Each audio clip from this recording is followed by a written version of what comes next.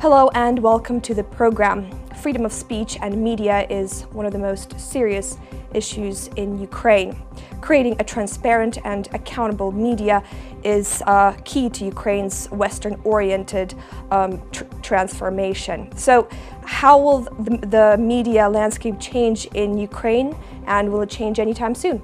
We're joined by Editor-in-Chief of the Kyiv Post, Brian Bonner. Good morning. Thank you so much. Good afternoon.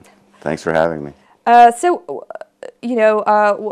Some of most of Ukraine's major media outlets, they're all owned by very rich businessmen, oligarchs, and obviously when they put money into these channels, they don't expect to get any money back. But do you think at any point Ukraine will have TV channels or media outlets which will not be dependent on rich businessmen, and they will be able to make revenue, and at the same time they will be popular? Well, I sure hope so soon. I don't think it's going to happen soon. The same 5 oligarchs, as you mentioned, own most of the major media, including the major TV stations. That didn't change. We've had revolution.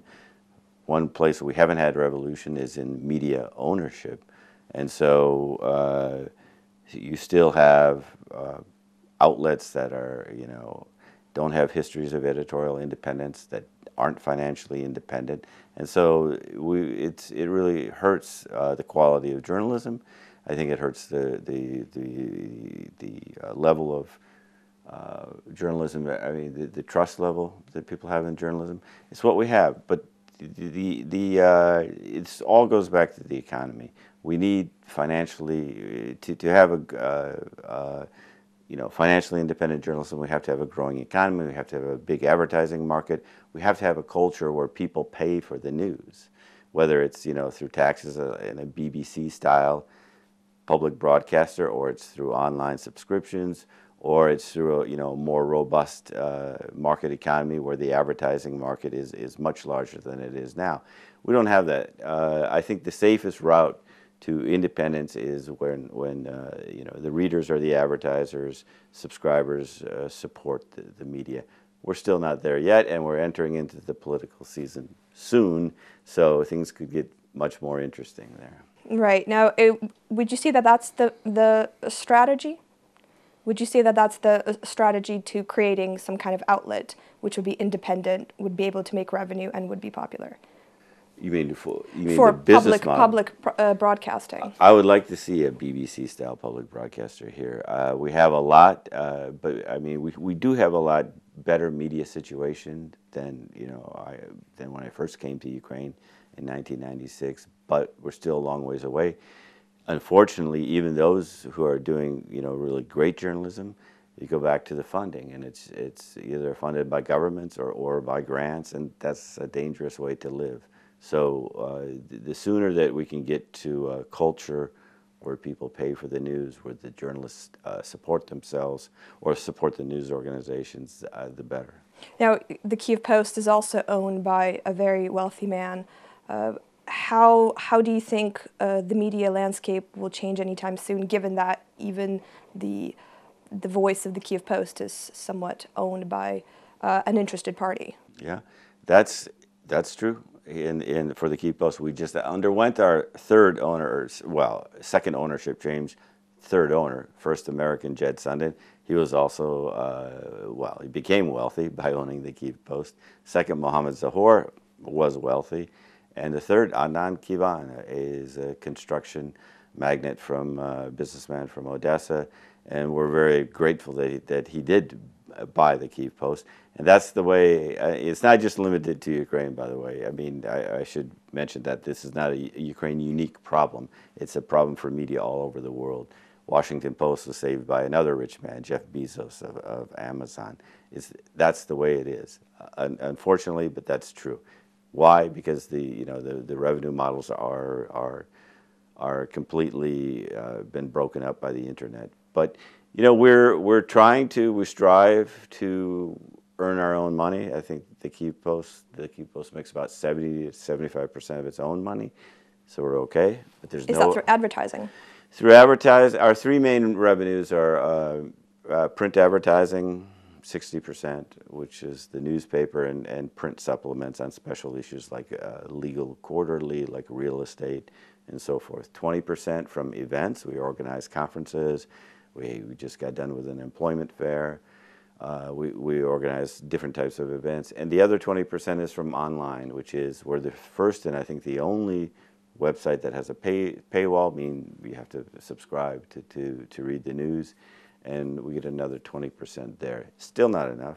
We still depend on the owner. Yes, that's true. For the other 25%, or we depend on grants like many news organizations.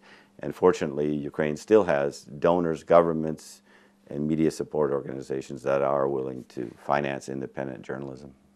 Now, that's true, but as you know that, and I think this can be said for your newspaper as well, that winning the hearts and minds of its readers is really the secret to making it popular and making revenue, is when people are interested and they become invested in your stories and they want to keep on reading you. But I think your newspaper currently stands for independence and community and trust, but you've changed that logo since.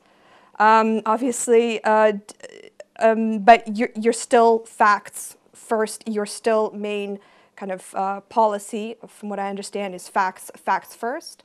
And that's obviously very, very important. But do you think that it's less appealing in a way, given that now you have channels like BuzzFeed and you have the Daily Mail, which makes a lot of money from sensationalist stories?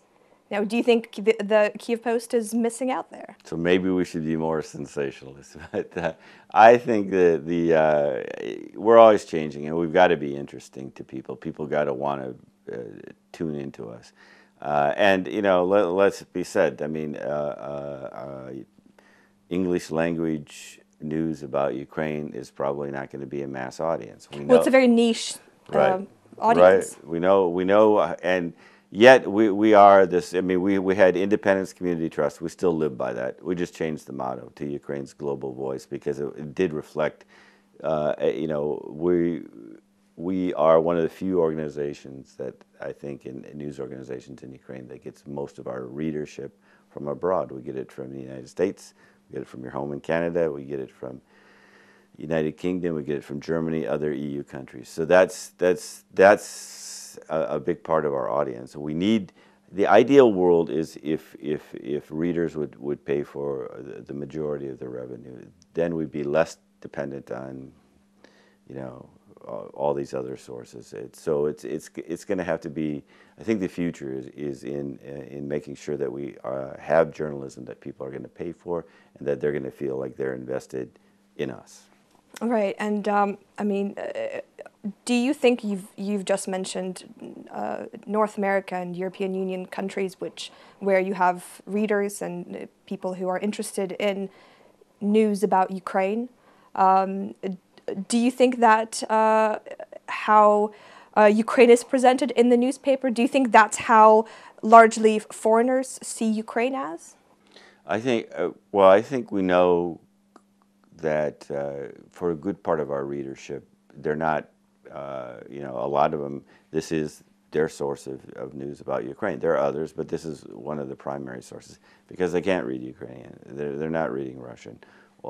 They're reading it kind of the way we deliver it, and we aspire to be, if you had to follow, we do aspire to do news like New York Times, Associated Press, you know, Washington Post, and so forth. Nonpartisan. We don't, you know, we strive for the highest ethical standards.